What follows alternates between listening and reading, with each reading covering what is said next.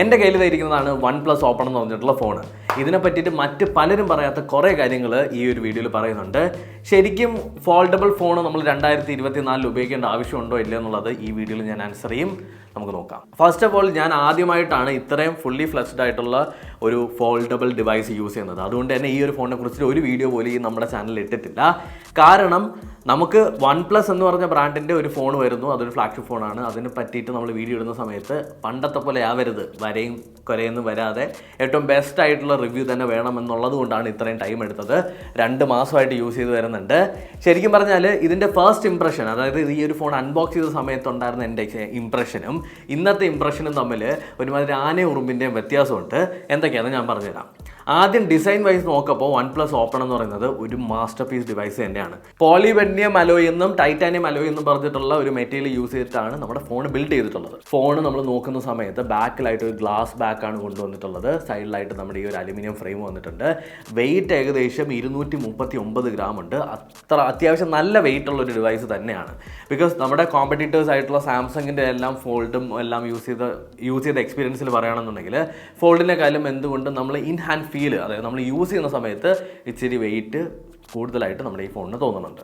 ആദ്യം നമുക്ക് OnePlus Openൻ്റെ specifications നോക്കാം. ഇത് ഞാൻ എന്തുകൊണ്ട് പറഞ്ഞു എന്ന് ചോദിച്ചു കഴിഞ്ഞാൽ, ഈ സ്പെസിഫിക്കേഷൻസ് എല്ലാം ആദ്യം നിങ്ങൾ മനസ്സിലാക്കിയതിന് ശേഷമായിരിക്കണം നമ്മുടെ ഈ റിവ്യൂ കാണേണ്ടത്. നമ്മുടെ OnePlus Openൻ്റെ അകത്ത് വരുന്ന പ്രോസസ്സർ എന്ന് പറയുന്നത് Snapdragon 8 Gen 2 ആണ്. 16 GB റാമും അതുപോലെ തന്നെ 512 GB ഇന്റർണൽ സ്റ്റോറേജുമാണ് വരുന്നത്. ഔട്ട് ഓഫ് ദ ബോക്സ് ഞാനിത് അൺബോക്സ് ചെയ്ത സമയത്ത് Oxygen OS 13.2 ആയിരുന്നു. അതിനുശേഷം ഒരു 3 അപ്ഡേറ്റ് വന്നിട്ടുണ്ട്. അതിനകത്ത് ഒരെണ്ണം മാത്രമേ ഞാൻ ചെയ്തിട്ടുള്ളൂ, ബാക്കിയുള്ള അപ്ഡേറ്റ് ഞാൻ ചെയ്തിട്ടില്ലായിരുന്നു. ആൻഡ് റീസെൻ്റ്ലി ഞാൻ ചെയ്തു. കറൻ്റ്ലി ഇപ്പോൾ റൺ ചെയ്യുന്ന OS ഏതാണെന്നുള്ളത് ഞാൻ സ്ക്രീൻഷോട്ടിൽ ആഡ് ചെയ്തിട്ടുണ്ട്. സാംസങ്ങിൻ്റെ എല്ലാം ഫോൾഡബിൾ ഡിവൈസിൻ്റെ അകത്ത് നമുക്ക് കിട്ടുന്ന ഒരു ഫീച്ചറാണ് സെമി ഫോൾഡഡ് ആയിട്ടുള്ള സ്റ്റേജിൽ നമുക്ക് ഇതിനെ മാക്സിമം യൂട്ടിലൈസ് ചെയ്യാൻ പറ്റുക. അതായത് പാതി തുറന്നു വെച്ച് കഴിഞ്ഞാൽ കുറേ ആപ്പ് ആ ഒരു രീതിയിൽ വർക്കാവും. കറൻ്റ്ലി OnePlus Openൽ ക്യാമറ ആപ്പും യൂട്യൂബ് ആപ്പും മാത്രമാണ് ഈ സെമി ഫോൾഡഡ് വേർഷനിൽ വർക്കാവുന്നത്. നമ്മുടെ ക്യാമറയാണ് സെമി ഫോൾഡഡ് സ്റ്റേജിൽ യൂസ് ചെയ്യുന്നതെന്നുണ്ടെങ്കിൽ നമുക്കിത് ഇവിടെ ആയിട്ട് നമുക്ക് എന്താണോ എടുക്കുന്നത് അത് കാണാൻ പറ്റും. നമ്മുടെ ഓപ്ഷൻസും ഫീച്ചേഴ്സും അല്ലെങ്കിൽ കൺട്രോൾസ് എല്ലാം തൊട്ട് താഴെയായിട്ട് വരും. ഈ ഒരു രീതിയിൽ ഉപയോഗിക്കാം.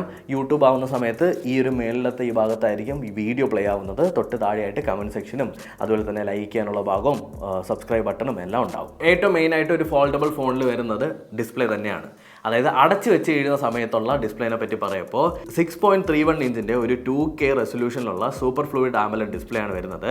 ഇനി തുറന്നു കഴിഞ്ഞാലുള്ള നമ്മുടെ വലിയൊരു ഡിസ്പ്ലേ നോക്കുമ്പോൾ 7.82 ഇഞ്ചിൻ്റെ 2K റെസൊല്യൂഷനിലുള്ള ഒരു ഫ്ലെക്സി ഫ്ലൂയിഡ് AMOLED ഡിസ്പ്ലേ ആണ് വരുന്നത്. 120 Hz ആണ് ഇതിനകത്ത് വരുന്ന റിഫ്രഷ് റേറ്റ്. പീക്ക് ബ്രൈറ്റ്നസ് എന്ന് പറയുന്നത് 2800 nits ആണ്. നല്ല ബ്രൈറ്റ് ആയിട്ടുള്ളൊരു ഡിസ്പ്ലേ ആണ്. നിങ്ങൾ ഏത് സൂര്യൻ്റെ വെട്ടത്തിൻ്റെ താഴെ പോയി നിന്ന് കഴിഞ്ഞാലും സൂപ്പറായിട്ട് കാണാൻ പറ്റും. OnePlus Openൻ്റെ അകത്ത് അടച്ചു വെച്ച് കഴിഞ്ഞാലുള്ള ഡിസ്പ്ലേ ആയാലും തുറന്നു വെച്ച് കഴിഞ്ഞാലുള്ള ഡിസ്പ്ലേ ആയാലും രണ്ടിൻ്റെ അകത്തും HDR10+ഉം ഡോൾബി വിഷനൊക്കെ സപ്പോർട്ട് ചെയ്യുന്നുണ്ട്.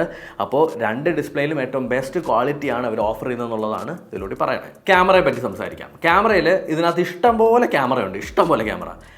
ആദ്യത്തത് സെൽഫി ക്യാമറ വെച്ച് തന്നെ സ്റ്റാർട്ട് ചെയ്യാം. സെൽഫി ക്യാമറ എന്ന് പറയുമ്പോൾ അടച്ചു വെച്ച് കഴിയുന്ന സമയത്ത് നമുക്കൊരു സെൽഫി ക്യാമറ വരുന്നുണ്ട്. അതുപോലെ തന്നെ തുറന്നു വെച്ച് കഴിയുന്ന സമയത്തും ഒരു സെൽഫി ക്യാമറ വരുന്നുണ്ട്. അടച്ചു വെച്ച് കഴിയുന്ന സമയത്ത് നമുക്ക് 32 മെഗാ പിക്സലിൻ്റെ ഒരു സെൽഫി ഷൂട്ടറും ഇനി തുറന്നു വെച്ച് കഴിയുന്ന സമയത്ത് 20 മെഗാ പിക്സലിൻ്റെ ഒരു സെൽഫി ഷൂട്ടറുമാണ് വരുന്നത്. ഇതിനകത്ത് മെയിൻ ക്യാമറ നോക്കിക്കഴിഞ്ഞാൽ പുറകിലായിട്ട് നമുക്കൊരു 3 ഉണ്ട കാണാൻ പറ്റും. 48 മെഗാ പിക്സലിൻ്റെ പ്രൈമറി സെൻസറും 64 മെഗാ പിക്സലിൻ്റെ ഒരു ടെലിഫോട്ടോ സെൻസറും 48 മെഗാ പിക്സലിൻ്റെ ഒരു അൾട്രാ വൈഡ് സെൻസറുമാണ് വരുന്നത്.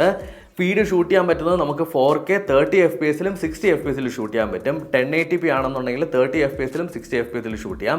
720p നമുക്ക് 30 FPS-ലും 60 FPS-ലാണ് ഷൂട്ട് ചെയ്യാൻ പറ്റുന്നത്. ഡോൾബി വിഷൻ HDR സപ്പോർട്ട് ചെയ്തിട്ടുള്ളത് കൊണ്ട് തന്നെ അങ്ങനെയുള്ള വീഡിയോ ഫോമാറ്റുകൾ നമുക്ക് എടുക്കാൻ പറ്റും. ടു ബി ഓണസ്റ്റ്, എൻ്റെ ഒരു പേഴ്സണൽ ഒപ്പീനിയനിൽ ഞാൻ പറയുകയാണെന്നുണ്ടെങ്കിൽ ഒരിക്കലും വീഡിയോഗ്രാഫിക്ക് ഞാൻ അങ്ങനെ റെക്കമെൻഡ് ചെയ്തൊരു ഡിവൈസ് അല്ല OnePlus Open എന്ന് പറയുന്നത്. ബട്ട് ഇതിൻ്റെ ഫോട്ടോഗ്രാഫി ലെവൽ നോക്കിക്കഴിഞ്ഞാൽ എക്സ്ട്രീമാണ്. OnePlus ഇതുവരെ ഇറക്കിയതിൽ എനിക്ക് ഏറ്റവും ഫേവറേറ്റ് ആയിട്ട് ഫീൽ ചെയ്തിട്ടുള്ള ഏറ്റവും ഡീറ്റെയിൽസ് ഉള്ള ഏറ്റവും ക്വാളിറ്റി ഉള്ള ഒരു ക്യാമറയാണ് OnePlus Openൻ്റെ അകത്ത് കൊടുത്തിട്ടുള്ളത്. ഏത് ഫോട്ടോ എടുത്തു കഴിഞ്ഞാലും നോയ്സ് എന്ന് പറയുന്നത് തീരെ തന്നെ ഇല്ല. കോൺട്രാസ്റ്റ് ഒക്കെ നല്ല ഹൈ ആയിട്ടും അതുപോലെ തന്നെ ഭയങ്കര വിവിഡ് ആയിട്ടാണ് ഇതിൻ്റെ പിക്ചേഴ്സൊക്കെ വരുന്നത്. നമ്മളിപ്പോൾ ലോ ലൈറ്റിൽ എടുത്താലും ഏറ്റവും നല്ല സൂര്യപ്രകാശമുള്ള സമയത്ത് എടുത്തു കഴിഞ്ഞാലും അത്യാവശ്യം കിടിലം ഫോട്ടോ തന്നെയാണ് വരുന്നത്. ഇതിനകത്ത് എനിക്ക് ഫീൽ ചെയ്തിട്ടുള്ള കാര്യം എന്താണെന്ന് വെച്ചാൽ, നമ്മളിത് ഏതൊരു സൂമിൽ എടുക്കുകയാണെങ്കിലും, ഫോർ എക്സാമ്പിൾ നമ്മൾ വൈഡിട്ട് എടുക്കുകയാണെങ്കിലും പ്രൈമറി സെൻസർ ഇട്ട് എടുക്കുകയാണെങ്കിലും ടെലിഫോട്ടോ സെൻസർ ഇട്ട് എടുക്കുകയാണെങ്കിലും അത്യാവശ്യം സെയിം ആയിട്ടുള്ള കളറും സെയിം ആയിട്ടുള്ള ക്വാളിറ്റിയും സെയിം ആയിട്ടുള്ള നോയ്സ് കൺട്രോളിങ്ങും എല്ലാമാണ് കിട്ടുന്നത്. പൊതുവെ നമുക്കറിയാൻ പറ്റും ഒരു ഫോണിൻ്റെ അകത്ത് 3 ക്യാമറയൊക്കെ കാണുമല്ലോ. 3 ക്യാമറയിലും 3 തരം ഫോട്ടോസ് ആയിരിക്കും വരുന്നത്. എന്നാൽ OnePlus Openൻ്റെ അകത്ത് 3 ക്യാമറയിൽ നിന്നും സെയിം ക്വാളിറ്റിയിലുള്ള ഫോട്ടോയാണ് വരുന്നത്, which is very nice. Dynamic റേഞ്ചിൻ്റെ കാര്യം പറയുന്ന സമയത്ത് അത്യാവശ്യം തരക്കേടില്ലാതെയുണ്ട്. ചില സമയത്ത് വൈഡ് ആംഗിൾ വെച്ച് എടുക്കുമ്പോൾ മാത്രം ഡൈനാമിക് റേഞ്ച് കുറച്ച് കുറയുന്നതായിട്ട് നമുക്ക് ഫീൽ ചെയ്യും. ആൻഡ് എൻ്റെ ഒരു പേഴ്സണൽ ഒപ്പീനിയൻ വൈസ് പറയുകയാണെന്നുണ്ടെങ്കിൽ ആകെ എവിടെയെങ്കിലും നമ്മൾ വളരെ കാര്യമായിട്ട് എല്ലാ സിറ്റുവേഷനും വെച്ച് നോക്കുകയാണെന്നുണ്ടെങ്കിൽ ഇതിൻ്റെ അൾട്രാ വൈഡിൽ മാത്രമാണ് നമുക്കൊരു എന്താണ് ക്വാളിറ്റി ഡീറ്റെയിൽ ലോസ് അവിടെ എന്തെങ്കിലുമൊക്കെ 1% ഡീറ്റെയിൽ ലോസ് എങ്കിലും ഉണ്ടെങ്കിൽ അത് അൾട്രാ വൈഡിൽ മാത്രമാണ്, ബാക്കിയെല്ലാം ഭയങ്കര കിട്ടില്ല. ഇനി പോർട്രേറ്റ് മോഡാണ് ഇതിനകത്ത് എനിക്ക് ഏറ്റവും ഫേവറേറ്റ് ആയിട്ടുള്ളത്. 1x 2x 3x എന്ന് പറഞ്ഞിട്ട് 3 മോഡുകളാണുള്ളത്. അതിൻ്റെ അകത്ത് നമുക്ക് ഇതിൻ്റെ 1x എന്ന് പറയുന്നത് ഹാസൽബ്ലാഡ് എന്ന് പറഞ്ഞൊരു ക്യാമറ ഉണ്ടല്ലോ, XCD എന്ന് പറയുന്ന ഒരു ലെൻസ് ഉണ്ട് 30mm. ആ ലെൻസാണ് ഇതിനെ സൂചിപ്പിക്കുന്നത്. ആ ലെൻസിൽ എടുക്കുന്നത് പോലെയാണ് ഇതിൻ്റെ പോർട്രേറ്റ് മോഡിൻ്റെ 1x എടുക്കുന്നത്. പോർട്രേറ്റ് മോഡ് ഒന്നും പറയാനില്ല, ഔട്ട്സ്റ്റാൻഡിങ് പെർഫോമൻസ് എന്ന് പറഞ്ഞാൽ ഔട്ട്സ്റ്റാൻഡിങ് പെർഫോമൻസ്. നിങ്ങൾ എങ്ങനെയൊക്കെ ഏതൊക്കെ സിറ്റുവേഷനിൽ എടുത്തു കഴിഞ്ഞാലും അത്യാവശ്യം ഭയങ്കര ഒരു ഡിഫറെൻറ്റ് ഫീലുണ്ട്. പൊതുവേ നമ്മളൊരു ഫോണിൻ്റെ അകത്ത് പോർട്രേറ്റ് മോഡ് ഇട്ട് ഒരു ഫോട്ടോ എടുത്തു കഴിഞ്ഞാൽ അത് ആ ഒരു ഫോണിൻ്റെ അകത്ത് പോർട്രേറ്റ് മോഡ് ഇട്ട് എടുത്തതാണെന്ന് പറയും. എന്നാൽ ഇത് നമ്മളൊരു ഡിജിറ്റൽ ക്യാമറ യൂസ് ചെയ്യുന്ന ഒരു ഫീല് അല്ലെങ്കിൽ ഒരു POV അല്ലെങ്കിൽ ഒരു സ്കെയിൽ റേറ്റ് അവിടെ ഇവിടെയൊക്കെ ആയിട്ട് കൊണ്ടുവന്നിട്ടുള്ളത് കൊണ്ട് തന്നെ കുറച്ചുകൂടി റിയലിസ്റ്റിക് ആയിട്ട് ഫീൽ ചെയ്യുന്നുണ്ട്. ഇനി ലോ ലൈറ്റ് ഫോട്ടോഗ്രാഫിയുടെ കാര്യം എൻ്റെ എക്സ്പീരിയൻസിൽ ഞാൻ ഡെയിലി ലൈഫിൽ ലോ ലൈറ്റിൽ അങ്ങനെ വലുതായിട്ട് ഫോട്ടോസൊന്നും എടുക്കാറില്ല. എടുത്തെടുത്തോളം വെച്ച് പറയുകയാണെന്നുണ്ടെങ്കിൽ നിങ്ങൾ ഇച്ചിരി ടൈം സ്പെൻഡ് ചെയ്ത് കഴിഞ്ഞാൽ അത്യാവശ്യം നല്ല ലോ ലൈറ്റ് ഫോട്ടോ എടുക്കാൻ പറ്റും ഏതൊരു ഫോൺ പോലെയും. ഇപ്പോൾ നിങ്ങൾ പെട്ടെന്ന് എടുക്കാനുള്ള പരിപാടിയൊക്കെ ആണെന്നുണ്ടെങ്കിൽ ചില സമയത്ത് നല്ല ഫോട്ടോ കിട്ടും, ചില സമയത്ത് ബ്ലോൺ ഔട്ട് ആയിട്ടുള്ള ഫോട്ടോ കിട്ടും, ചില സമയത്ത് വെള്ള ഫോട്ടോ കിട്ടും. അങ്ങനെ കുറച്ച് ഇഷ്യൂസ് ഉണ്ട്. But I'm not a fan of low light photography. അതുകൊണ്ട് ഞാൻ അതിനെപ്പറ്റി കമൻറ്റ് ചെയ്യുന്നില്ല. നിങ്ങൾക്ക് കുറച്ച് സാമ്പിൾസ് ഞാൻ വെച്ചിരിക്കാം, നിങ്ങൾക്ക് എന്നെ ഡിസൈഡ് ചെയ്യാം. ഇനി വീഡിയോ റെക്കോർഡിങ്ങിൻ്റെ കാര്യം പറയുകയാണെന്നുണ്ടെങ്കിൽ നമുക്ക് 0.6x 1x 2x 3x 6x എന്നിങ്ങനെ ഒരു ടെലിഫോട്ടോ റേഞ്ചിൽ നമുക്ക് വീഡിയോ എടുക്കാൻ പറ്റും. ഇതിനകത്ത് 1x എന്നുള്ള നമ്മുടെ പ്രൈമറി സെൻസർ വെച്ചിട്ട് നമ്മൾ ഷൂട്ട് ചെയ്യുമ്പോൾ 1080pയിലും 4Kയിലും നമുക്ക് 60 FPS ഷൂട്ട് ചെയ്യാം. എന്നാൽ സെൽഫി ക്യാമറയിൽ നമുക്ക് ഒരിക്കലും വീഡിയോ 60 FPS ഷൂട്ട് ചെയ്യാൻ പറ്റില്ല, 30 FPS മാത്രമേ ഷൂട്ട് ചെയ്യാൻ പറ്റുള്ളൂ. ഇതിൻ്റെ അകത്ത് OnePlus ഒരു ഇലക്ട്രോണിക് ഇമേജ് സ്റ്റെബിലൈസേഷൻ ആണ് കൊടുത്തിട്ടുള്ളത്. അത്യാവശ്യം തരക്കേടില്ലാത്ത പെർഫോമൻസ് തരുന്നുണ്ട്. ഒരുപാട് വോബിളിയൊന്നുമല്ല, അത്യാവശ്യം ഇടയ്ക്കൊക്കെ വല്ലപ്പോഴൊക്കെ ഒരു വോബിളിനെസ് ഫീൽ ചെയ്യുന്നതല്ലാതെ വേറെ പ്രശ്നങ്ങളൊന്നുമില്ല. അത്യാവശ്യം ബെറ്റർ ആയിട്ടുള്ള ഇപ്പം മറ്റ് OnePlus ഡിവൈസസിനെ കമ്പയർ ചെയ്യുമ്പോൾ സൂപ്പർ ആയിട്ടുള്ള പെർഫോമൻസ് ആണ് തരുന്നത്. ഇനി സെൽഫി വീഡിയോനെ പറ്റി പറയുകയാണെന്നുണ്ടെങ്കിൽ I'm not a fan of selfie video. എന്നാൽ ഈ ഒരു ഫോണ് സെൽഫി ഷൂട്ടിംഗ് റേഞ്ചിനൊന്നും ഞാൻ ഒരിക്കലും റെക്കമെൻഡ് ചെയ്യില്ല. ഒന്നാമത്തെ കാര്യം, അതിൻ്റെ മെയിൻ ആയിട്ടുള്ള സംഭവം നമ്മൾ ക്യാമറ എത്രത്തോളം യൂസ് ചെയ്യുന്നു അതിനനുസരിച്ച് നമ്മുടെ ഡിവൈസ് മൊത്തത്തിൽ നല്ലതുപോലെ ഹീറ്റപ്പ് ചെയ്യുന്നുണ്ട്. ഇപ്പോൾ ഞാൻ ജസ്റ്റ് ക്യാമറ ഓപ്പൺ ആക്കി നിങ്ങൾക്ക് കാണിച്ചു തരാൻ വേണ്ടിയിട്ട് സംസാരിച്ചുകൊണ്ടിരുന്നില്ലേ, അപ്പോൾ തന്നെ നമുക്ക് ഈ എഡ്ജിലും ഈ സൈഡിലൊക്കെ ആയിട്ട് നല്ലപോലെ ഹീറ്റ് ഫീൽ ചെയ്യാൻ പറ്റും, പുറകിലൊക്കെ ആയിട്ട്. അതുകൊണ്ട് തന്നെ ഇതിനകത്ത് ഒരുപാട് നേരം വീഡിയോ ഷൂട്ട് ചെയ്യുന്നതൊന്നും എപ്പോഴും നമുക്ക് ഗോ ടു ഓപ്ഷൻ ആയിട്ടുള്ള ഒരു കാര്യമാണെന്ന് എനിക്ക് തോന്നുന്നില്ല. OnePlus Openൻ്റെ ഫ്രണ്ട് ക്യാമറ, അതായത് മടക്കി വെച്ചതിന് ശേഷമുള്ള ഫ്രണ്ട് ക്യാമറയുടെ ഫുട്ടേജാണിത്. അപ്പോൾ നിങ്ങൾക്കറിയാം ചെറിയൊരു ഫോഗിനെസ് ഉണ്ട്, അത് എത്ര തുടച്ചിട്ട് എനിക്ക് പോകുന്നില്ല, അല്ലാതെ വേറെ പ്രശ്നങ്ങളൊന്നും എനിക്ക് ഫീൽ ചെയ്യുന്നില്ല. ആ ഫോഗിനെസ് ലൈക്ക് ഇപ്പോൾ ലൈറ്റിൻ്റെ ഓപ്പോസിറ്റ് വരുന്ന സമയത്ത് ആ ഫോഗ് മാറും, എന്നാൽ ലൈറ്റിന് എഗെയിൻസ്റ്റ് ആയിട്ട് അല്ലെങ്കിൽ ലൈറ്റിൻ്റെ പാരലായിട്ട് നമ്മൾ വരുന്ന സമയത്ത് ആ ഒരു ഫോഗിനെസ് ഫീൽ ചെയ്യും. കണ്ടോ, ഇവിടെ ഈ ഒരു ഭാഗത്ത് ഫോഗിനെസ് ഇല്ല. ഇപ്പോൾ തുറന്ന് വെച്ചതിന് ശേഷം, അതായത് അൺഫോൾഡഡ് ആയിട്ടുള്ള പൊസിഷനിൽ വെച്ചിട്ട് അകത്തുള്ള സെൽഫി ക്യാമറ വെച്ചിട്ടുള്ള ഫുട്ടേജാണ്. ഇതിനകത്ത് ആ ഫോഗിനെസ് ഉണ്ട്, എന്നാൽ ലൈറ്റിന് ഓപ്പോസിറ്റായിട്ട് വരുന്ന സമയത്ത് ഇതിനകത്ത് ആ ഫോഗിനെസ് ഇല്ല. കണ്ടോ, ലൈറ്റിൻ്റെ പാരലായിട്ട് നിങ്ങൾ നടക്കുകയാണെന്നുണ്ടെങ്കിൽ ഭയങ്കര ബാഡായിരിക്കും, അല്ലാതെ വേറെ പ്രശ്നമൊന്നുമില്ല. ഇതിനൊരു ചെറിയൊരു വോബ്ലി എഫക്റ്റും ഉണ്ട്. അപ്പാർട്ട് ഫ്രം ദാറ്റ് എനിക്കങ്ങനെ വലിയ പ്രശ്നങ്ങളൊന്നും ഫീൽ ചെയ്യുന്നില്ല. ഇനി ബാറ്ററിയുടെ കാര്യം പറയുമ്പോൾ 4805 mAh ഒരു ബാറ്ററിയാണ് വരുന്നത്. 65 വാട്ട്സിൻ്റെ സൂപ്പർ വോക്ക് ചാർജറും ഇതിൻ്റെ കൂടെ കിട്ടുന്നുണ്ട്. ഇത് ചാർജിങ്ങിൻ്റെ കാര്യത്തിൽ അത്യാവശ്യം തരക്കേടില്ലാതെ നമുക്കൊരു 40 മിനിറ്റ് 45 മിനിറ്റ് കൊണ്ട് 1% മുതൽ 100% വരെ ആവുന്നുണ്ട്. അതുപോലെ തന്നെ ഇതിൻ്റെ കൂടെ തരുന്ന ചാർജറാണ് എപ്പോഴും ബെസ്റ്റ് ഇത് ചാർജ് ചെയ്യാനായിട്ട്. പിന്നെ ചാർജ് ചെയ്യുന്ന സമയത്ത് നല്ല രീതിക്ക് ഹീറ്റും ആവുന്നുണ്ട്, അതൊരു വേറൊരു കാര്യം. ഇനി സ്പീക്കേഴ്സിൻ്റെ കാര്യം പറയുമ്പോൾ നമുക്കിതിനകത്ത് ഡോൾബി അറ്റ്മോസ് സിസ്റ്റമാണ് യൂസ് ചെയ്തിട്ടുള്ളത്. കിടില സ്പീക്കേഴ്സാണ്, പറയാതിരിക്കാൻ വയ്യ. വേറെ ലെവൽ സ്പീക്കേഴ്സാണ്, എനിക്ക് ഭയങ്കരമായിട്ട് ഇഷ്ടപ്പെട്ടു. ഇപ്പോൾ ഒരു പാട്ട് പ്ലേ ചെയ്ത് തരണം എന്നൊക്കെ എനിക്ക്, അല്ലെങ്കിൽ ടെസ്റ്റ് ചെയ്ത് കാണിക്കണമെന്നൊക്കെ എനിക്കുണ്ട്. കോപ്പറേറ്റ് വരുമെന്തോ.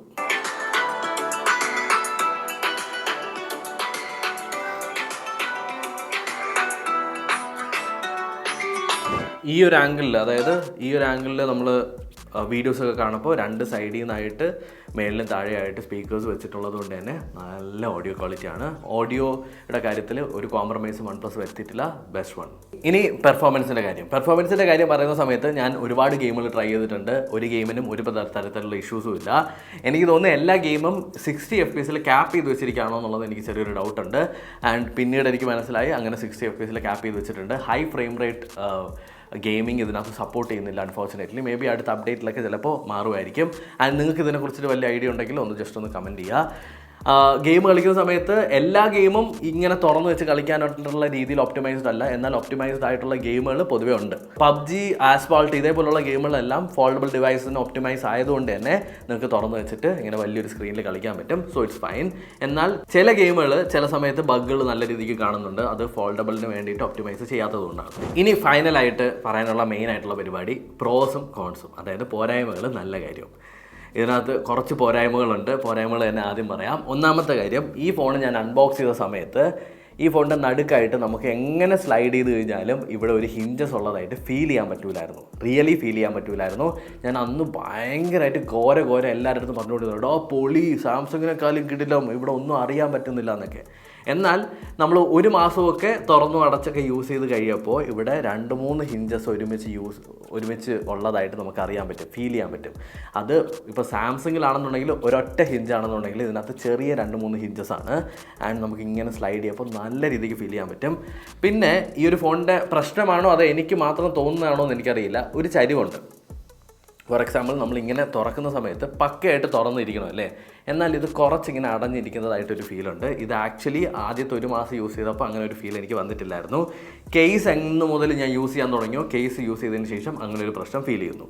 പിന്നെ ഏറ്റവും ഇമ്പോർട്ടൻ്റ് ആയിട്ട് പറയാനുള്ളത്, ചില വാൾപേപ്പേഴ്സൊക്കെ യൂസ് ചെയ്യുമ്പോൾ ഈ ഹിഞ്ചസ് നല്ല രീതിക്ക് വിസിബിളായിട്ട് കാണാൻ പറ്റും. ആൻഡ് ചില ആംഗിളിൽ നിന്ന് വെക്കുന്ന സമയത്ത് 1, 2, 3, 4, 5 വെള്ള വരെ ഇങ്ങനെ കാണാൻ പറ്റും. ആൻഡ് എനിക്ക് തോന്നുന്നില്ല അത് ആദ്യം നമ്മൾ ഫോൺ ഉപയോഗിക്കുമ്പോൾ ഭയങ്കര പ്രീമിയം പക്ക സൂപ്പറായിട്ട് ബിൽഡ് ചെയ്തിട്ടുള്ള ഒരു ഫോണെന്ന് തോന്നും. ഇപ്പോൾ ഇതിനകത്ത് ഏതൊരു പ്ലാസ്റ്റിക് കവർ ഉപയോഗിച്ചിട്ടുള്ളത് പോലെയാണ് ഫീൽ ചെയ്യുന്നത്, വിച്ച് ഈസ് റിയലി ബാഡ്. അടുത്ത് വരുന്നത് ഹൈ ഫ്രെയിം റേറ്റ് ഗെയിമിംഗ് ഇതിനകത്ത് ഇല്ല എന്നുള്ളത്. 1,40,000 രൂപ കൊടുക്കുന്ന സമയത്ത് നമുക്ക് ഇതിനകത്ത് നല്ല രീതിക്ക് ഗെയിം കളിക്കാൻ പറ്റണം. എന്തുകൊണ്ടെന്ന് അറിഞ്ഞുകൂടാ, എനിക്ക് ഗെയിം കളിച്ച സമയത്ത് ഫ്രെയിം റേറ്റ് എനിക്ക് തീരെ കിട്ടുന്നില്ല. അത് ഇനി എൻ്റെ ഇത് റിവ്യൂ യൂണിറ്റ് ആണല്ലോ, റിവ്യൂ യൂണിറ്റിൻ്റെ പ്രശ്നമാണോ എന്നുള്ളതും എനിക്കൊന്ന് അന്വേഷിക്കേണ്ടതായിട്ടിരിക്കുന്നു. പിന്നെ എനിക്ക് തോന്നിയൊരു കാര്യം, ഇതിൻ്റെ സെൽഫീസ് ഞാൻ ഇതിൻ്റെ സെൽഫീസിൻ്റെ ഒരു ഫാനേ അല്ല. 2 സെൽഫി ക്യാമറ ഉണ്ടെങ്കിൽ 8 നിലയിൽ പരാജയമാണെന്നാണ് എനിക്കിതിനകത്ത് പറയാനുള്ളത്. എന്നാൽ റിയർ ക്യാമറ ഇസ് ബ്രില്യൻറ്റ്, പറയാതിരിക്കാൻ വയ്യ.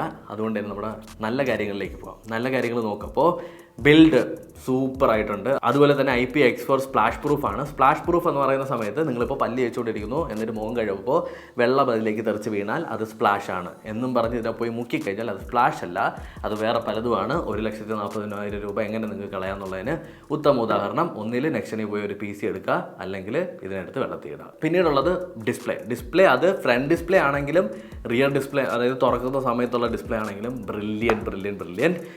നമ്മുടെ ഈ ഒരു ഡിസ്പ്ലേ അത്യാവശ്യം വലുതാണ്. അതുകൊണ്ട് തന്നെ നമുക്കൊരു നോർമൽ ഫോൺ ഉപയോഗിക്കുന്നത് പോലെ തന്നെ ഉപയോഗിക്കാം. എന്നാൽ 2 ഫോൺ ഒരുമിച്ച് നമ്മൾ ക്യാരി ചെയ്യുമ്പോൾ ഒരു ഫീൽ ഉണ്ടാവില്ല, അതേപോലെ ആയിരിക്കും നിങ്ങൾക്ക് തോന്നുന്നത്. കാരണം 2 ഇങ്ങനെ ഒരുമിച്ച് വെച്ചിട്ടുള്ളതുകൊണ്ട്. ആൻഡ് ഓപ്പൺ ആക്കുന്ന സമയത്ത് നിങ്ങൾക്ക് വേറൊരു വലിയൊരു സ്ക്രീൻ കിട്ടും. എന്നാൽ ഞാൻ ഇതിനെ ഓപ്പൺ ആക്കി ഉപയോഗിക്കുന്നത് വളരെ ചുരുക്കമായിട്ട്. നമ്മൾ ഏതെങ്കിലും കടയിൽ പോകുന്ന സമയത്ത് ഗൂഗിൾ പേ ചെയ്യാനൊക്കെ പറയൂലേ, ഗൂഗിൾ പേ ചെയ്യാൻ പറയുന്ന സമയത്ത് നമുക്ക് ഷോ കാണിക്കണമല്ലോ, ഷോ കാണിക്കാൻ വേണ്ടിയിട്ട് ഇതിനെ തുറന്നൊക്കെ കാണിക്കും. പട്ടി വില ആരും മൈൻഡ് ചെയ്യില്ലോ. അയ്യോ, അങ്ങനത്തെ ഒരു സാധനമാണ് ഇത്. നമ്മൾ കൊണ്ടുപോയി തുറന്ന് കാണിച്ചാലും അവൻ വന്നേക്കിത് തുറക്കുന്ന ഫോണും കൊണ്ടെന്ന് പറയും. സോ ഷോ ഓഫ് ആണ് നിങ്ങളുടെ ഉദ്ദേശം എന്നുണ്ടെങ്കിൽ ഇതുകൊണ്ട് ഷോ ഓഫ് കാണിച്ചിട്ടൊന്നും വലിയ കാര്യമൊന്നുമില്ല.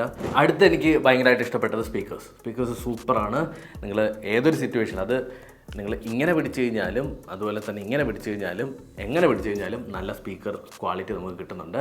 നല്ല ലൗഡാണ്. അതുപോലെ തന്നെ ഡൗൺ ക്വാളിറ്റിയൊക്കെ ഭയങ്കര ബ്രില്യൻ്റ് ആയിട്ട് ഫീൽ ചെയ്തു.